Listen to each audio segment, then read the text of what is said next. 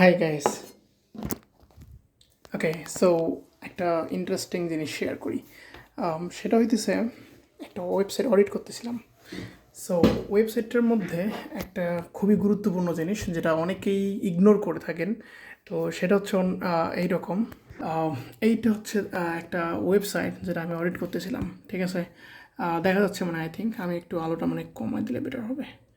আচ্ছা, সো যে জিনিসটা হচ্ছে সেটা হচ্ছে আই থিঙ্ক এখানে এই যে নেভিগেশন মেনুর মধ্যে অলমোস্ট 50+ লিঙ্ক অ্যাড করা আছে। সো এই যে এখানে দেখেন, এখানে প্রতিটাই কিন্তু একটা করে লিঙ্ক, হ্যাঁ, প্রতিটা একটা করে লিঙ্ক, এখানে লিঙ্ক দেওয়া আছে। সো আমি যেটা দেখলাম, সো এখানে ব্লগ দেওয়া আছে অলমোস্ট প্রায় 15-20-25টার মতো এখানে ব্লগই দেওয়া আছে, ঠিক আছে। সো তা বাদে এখানে সার্ভিস এরিয়াগুলো অ্যাড করা আছে এবং ইন টোটাল এই নেভিগেশন মেনুটা হইতেছে অলমোস্ট 50টা লিঙ্কের একটা বাক্স। সো এখন কথা হইতেছে এটা কিন্তু যথেষ্ট হেভি একটা বাক্স। এই হেভি একটা বাক্স গুগল কিন্তু লিফট করতে পারবে না, মানে তুলতে পারবে না। এখন কেন আমি বলতেছি, সো আমরা মূলত যেভাবে বুঝি যে গুগল কীভাবে অ্যাকচুয়ালি একটা ওয়েবসাইটকে ক্রল করে, তাই না। সো প্রথমত কথা হচ্ছে এটা একটা ভিউ পোর্ট, হ্যাঁ, এটা কমপ্লিটলি একটা ভিউ পোর্ট, এটা পুরাটাই একটা ভিউ পোর্ট। সো এই ভিউ পোর্টটাতে আমরা যেমন প্রথমত এসে দেখি এইরকম একটা ভিউ পোর্ট, যদিও আমাদের অ্যাপিয়ারেন্সের মধ্যে এই বিষয়গুলো দেখা যায় না, কিন্তু গুগল যেভাবে ক্রল করে সেটা হচ্ছে গুগল একটা হেডলেস ব্রাউজার দিয়ে ক্রল করে এবং এই ক্রলিংয়ের ক্ষেত্রে ও HTML-টাকে বেশি প্রাধান্য দেয়। সো HTML-টাকে যখন বেশি প্রাধান্য দেয় তখন কিন্তু HTML-এর মধ্যে এই জিনিসগুলো রেন্ডার্ড হয়ে থাকে।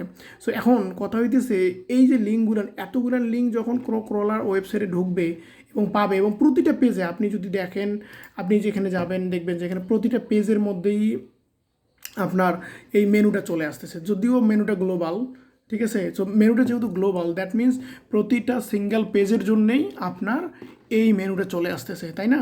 সো মেনুটা যেহেতু চলে আসতেছে বারবার, তার মানে প্রতিটা পেজের মধ্যে সে গুগল বারবার 50 থেকে 57টার মতো লিঙ্ক বারবার দেখতে পাচ্ছে এবং গুগলের ক্রলার সেখানে ডিস্টার্বড হচ্ছে। পেজের কন্টেন্টটা কমপ্লিটলি অডিট করা বাদ দিয়ে অথবা ক্রল করা বাদ দিয়ে সে কিন্তু আপনার এই মেনুটা ক্রল করতেছে বারবার। সো এই ইস্যুটা মূলত একটা কী বলা যায়, সেটা হচ্ছে link dilation issue. So link ডাইলেশনের ইস্যুটা মূলত এইরকম যে আপনার ওয়েবসাইটে যখন বেশি লিঙ্ক থাকবে তখন কিন্তু আপনার যে ক্রলারটা আছে সেই ক্রলার কিন্তু আপনার পেজ কন্টেন্টটাকে ক্রল করতে পারবে না। দ্যাট মিনস আপনার যে এই যে পেজগুলো আছে, এই পেজের যে এই কন্টেন্টগুলো আছে, এই কন্টেন্টগুলো রিড করতে পারবে না। আর যখন রিড করতে পারবে না তখন কিন্তু আপনার যে এই পেজের মধ্যে অ্যাডিং ভ্যালু, মানে কন্টেন্টের মধ্যে যে আপনি ভ্যালুগুলো অ্যাড করছেন, এই ভ্যালুগুলো সে দেখতে পারবে না। আলটিমেটলি হবে কি, আপনার পেজের যে কোর যে একটা মেসেজ সেটা পাবে না পাবলিক। কেন পাবে না? কারণ ক্রলার রিড করতে পারে নাই এবং এটার উপর যে ভ্যালুটা আপনি দিচ্ছেন সেই ভ্যালুটা গুগল কখনো নিতেই পারতেছে না। দ্যাট মিনস আপনার ইন্ডেক্সের ক্ষেত্রে গুগল একটু ইস্যু করবে। সো আলটিমেটলি ফাইনালি আপনার ওই পেজটা ক্রল না হওয়ার কারণে আপনার র্যাঙ্কিংটা অনেক দূর পিছায় পড়ে যাবে। সো এই জন্য যেটা করবেন সেটা হইতেছে আপনি নেভিগেশন মেনুতে খুবই ইম্পর্টেন্ট 2 থেকে 3টা বা 4টা লিঙ্ক রাখবেন, যেগুলো খুবই দরকার হয় না। যেমন ব্লগের ক্ষেত্রে দরকার হয় না, ব্লগ কখনোই লাগবে না এটা হেডিংয়ে। তারপর অ্যাবাউট আস, এটা খুব বেশি একটা লাগে না। আপনার মেইন যে জিনিসটা দরকার সেটা হচ্ছে আপনার সার্ভিস পেজ। আপনি সার্ভিসের হাব পেজটা রাখতে পারেন, ঠিক আছে। তারপর কন্ট্যাক্ট বাটন এবং একটা কল টু অ্যাকশন রাখতে পারেন। দ্যাট মিনস 3 থেকে 5টা লিঙ্ক ইজ এনাফ।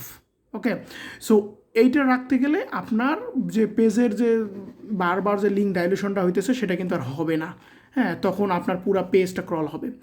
আর এখানে আরেকটা জিনিস ইম্পর্টেন্ট, আপনি যেটা করতে পারেন সেটা হইতেছে আপনি একটা ডাইনামিক মেনু ইউজ করতে পারেন। ডাইনামিক মেনুটা খুবই ইফেক্টিভ এখনকার এসইওতে। কারণটা হইতেছে ডাইনামিক মেনুতে আপনি শুধুমাত্র পার্টিকুলার কিছু পেজের জন্য পার্টিকুলার কিছু নেভিগেশন মেনু শো করতে পারবেন। সো এই জিনিসটা করতে গেলে আপনাকে যেটা করতে হয় সেটা হইতেছে কোনো ডেভেলপারকে দিয়ে করাইতে পারেন অথবা AI এর মাধ্যমে এখন করা যাচ্ছে, যদিও এটা একটু টেকনিক্যাল কাজ, কারণ এখানে অনেকগুলো লজিক্যাল জিনিস কাজ করে, যেটা আপনি চাইলে এলিমেন্টর দিয়ে করতে পারেন। এলিমেন্টর যখন হেডার ফুটার ডিজাইন করবেন সেক্ষেত্রে আপনি করতে পারেন, সেটা এলিমেন্টর দিয়ে খুবই ইজি, কারণ যেহেতু ড্র্যাগ অ্যান্ড ড্রপ করে করা যায়। সো এটা অনেকটা ভালো একটা ইফেক্টিভ কাজ করে। এখন কথা হইতেছে আপনি কোনটা ইউজ করবেন, ন্যাভিগেশনাল মেনু ইউজ করবেন, কম ন্যাভিগেশনাল মেনু ইউজ করবেন নাকি ডায়নামিক ইউজ করবেন। আমি এখন যেটা প্রিফার করতেছি, যারা একদমই নতুন বা যারা মনে করেন যে কোনোভাবেই খুব বেশি একটা ডাইনামিক মেনু নিয়ে জানেন না, তারা যেটা করতে পারেন সেটা হইতেছে তারা একটা মেইন ন্যাভিগেশনাল ইউজ করবেন, যেটাতে খুব অল্প পরিমাণ লিঙ্ক আপনি ইউজ করতে পারেন, যেটা আপনার খুবই খুবই ইম্পর্টেন্ট। হোম পেজের কোনো লিঙ্ক দেওয়ার দরকার নেই, আপনি শুধুমাত্র মেইন সার্ভিসের যে হাব পেজ বা প্যারেন্ট পেজ সেটা রাখবেন, কন্টাক্ট আস রাখতে পারেন, অ্যাবাউট আস রাখতে পারেন, আর একটা হচ্ছে কল টু অ্যাকশন বাটন রাখতে পারেন। তাহলে হবে কি, তাহলে আপনার খুব বেশি একটা ইফেক্ট আপনাকে দিতে হবে না। এবং আপনি দেখবেন, আপনি যদি ক্লারিটি ইউজ করেন, মাইক্রোসফট ক্লারিটি অথবা গুগল অ্যানালিটিক্স ভালোভাবে অবজার্ভ করেন, দেখবেন যে কোনো মানুষই কিন্তু খুব বেশি একটা এই ন্যাভিগেশন মেনুতে ক্লিক করে না। দ্যাট মিনস আমাদেরকে দেখতে হবে যে কোন ন্যাভিগেশন মেনুটা আসলে খুবই ইম্পর্ট্যান্ট, সেটা আমরা রাখবো, ঠিক আছে। সো ডায়নামিকের ক্ষেত্রে কি করি আমরা, ডায়নামিকের ক্ষেত্রে মূলত আমরা যেটা করি, যেমন একটা পেস্ট কন্ট্রোলের ক্ষেত্রে আমরা পার্টিকুলার একটা সার্ভিস আছে, সেই সার্ভিস রিলেটেডই আমরা যে মেনুগুলো হওয়া উচিত সেগুলো রাখি। আবার মনে করেন যে টার্মাইটের ক্ষেত্রে একটা রাখি, তারপরে গিয়ে হইতে পারে ককরোচের জন্য একটা রাখি। সো এইভাবে যখন পার্টিকুলার একটা রিলেভেন্সি মেনটেন করে একটা মেনু ক্রিয়েট করা হয়, সো সেটা কিন্তু ডায়নামিক মেনু একটা পার্টিকুলার পেজের জন্যে চেঞ্জ হবে, মানে প্রতিটা পার্টিকুলার পেজের জন্য ডিফারেন্ট ডিফারেন্ট মেনু আসতেছে, এবং সেটা অনলি কল হবে ওই স্পেসিফিক পেজের জন্যে। সো এই ক্ষেত্রে আবার কিছু টেকনিক্যাল ইস্যু দাঁড়াইতে পারে।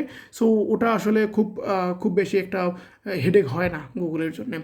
আজকের টিপস আমার। সো যদি ভালো লাগে কমেন্ট করবেন, শেয়ার করবেন, লাইক করবেন, আর অবশ্যই আমার একটা গ্রুপ আছে, গ্রুপের মধ্যে আমি রেগুলার টিপস দিয়ে থাকি। সো সেখানেও আর কি জয়েন করতে পারেন, আমি গ্রুপ লিঙ্কটা আমি কমেন্ট বক্সে দিয়ে দেবো। সো এই হচ্ছে বিষয়। Thank you for coming up from last of the video. So যদি আপনার কোনো প্রশ্ন থাকে ডিরেক্টলি আমাকে আস্ক করবেন, আমি হেল্প করবো। Thank you.